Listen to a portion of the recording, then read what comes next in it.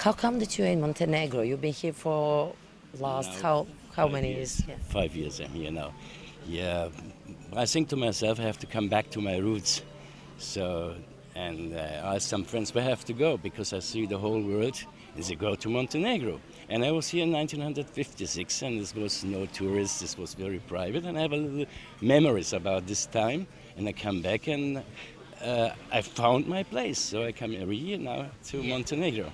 That's how we met you, and we know about you because you are a very famous photographer, especially when we're talking about erotic photography, right? That's your specialty. Yes, yes, yes. How come? When did you start working it? Why that kind of photography?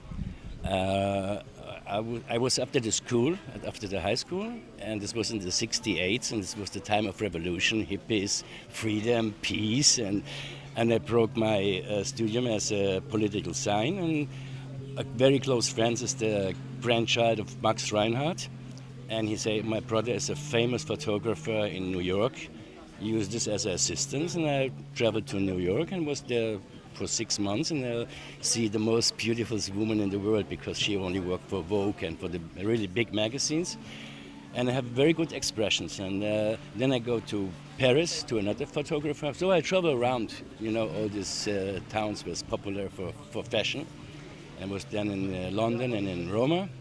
And 73, I go back to Vienna, and I opened there my first studio for fashion. This was a nice location, but there was no jobs for me because I was too young, or I don't know.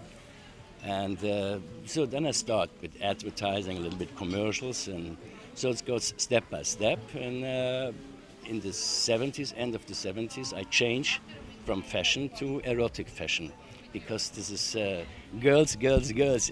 This is my thing. So it was kind of a temptation for Yes, you. yes, yes, yes. And from this was the beginning to shoot erotic.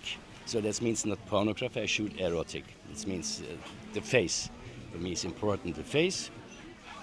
And I give my models a lesson how they have to think, because then I have this erotic expression. And this makes me a little bit popular, yeah. Okay, you say a little bit, we say more popular than you say. Anyway, back in that time, was it kind of a taboo doing an erotic photography? Was it hard for you to find the models? Not easy because, from the 68 it was nude on the beach and freedom. But the professionals was hard because they were fashion models, so you have to look a little bit private. You have to, like a model scout, yeah? But we found it. And then I start to make topless, and then I work for the magazines right now, Playboy, Penthouse, and all the this stuff. Yeah, and then this now I change again from topless to erotic fashion. And this is the way I like, the way I use, and this is my life. So do you choose models or the agency chooses models? The agencies. And how do you manage to find the right balance between what you want and what the girl has to offer? Is it sometimes hard, maybe? Yeah, sure, because they're a little bit snobby, first of all. But then I make a casting, so I see maybe 25 girls, and then I check out. The balance must be okay. And if I see some nice girl and the balance is okay, and you like to do what I want, we have a little bit brainstorming, and then I book her, and then I start to shoot. Is it easier to work with famous persons, with celebrities, or with models? In the question about you are, so I'm very easy with the people, and I have always a good feedback. And if the balance is okay, we make fun and jokes, and easy work.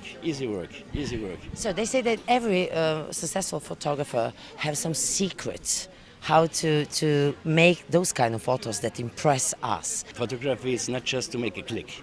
So sure, you have your tricks. And I use, for me the important thing is light.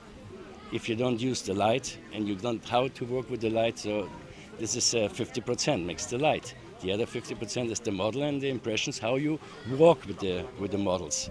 So I'm a little bit, strong and a little bit cry, and then it's okay. Then we work fantastic together.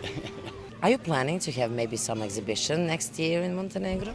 I work on my own book now. I have 2 books on the market, and the name of my book is The Beauties of East. Maybe I change this, The Beauties of Montenegro, because never so beauties like here.